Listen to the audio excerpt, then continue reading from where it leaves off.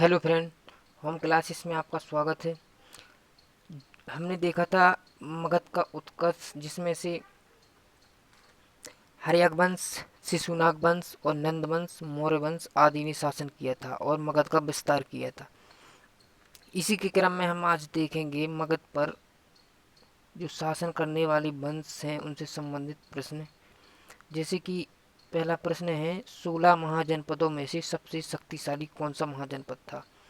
तो अगर आपने वीडियो देखी होगी तो आपको पता होगा, जैसे मगध है सबसे शक्तिशाली महाजनपद के रूप में जाना जाता है।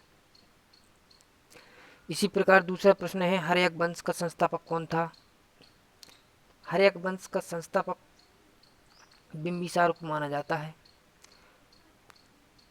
तीसरा प्रश्न है, पितृहंता किस वंश को पितृहंता के नाम से किस वंश को जाना जाता है?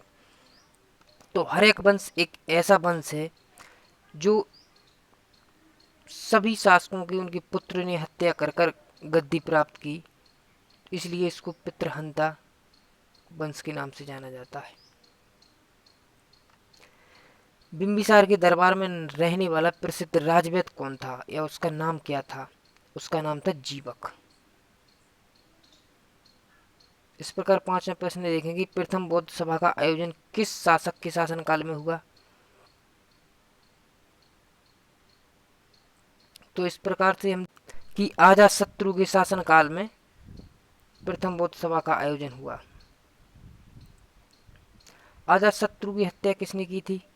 उदयन या उदयन ने अजातशत्रु की हत्या की थी, जो उसका पुत्र है। इसीलिए इसको पितृहंता वंश के नाम से भी जाना जाता है। नंद वंश का संस्थापक कौन था? तो महापद्म नंद वंश का संस्थापक था, जिसने एकराट की उपाधि धारण की थी और कलिंग विजय भी की थी। इस प्रकार से प्राचीन भारत में गैर क्षत्रिय वंश कौन सा है? नंद वंश गैर क्षत्रिय वंश माना जाता है।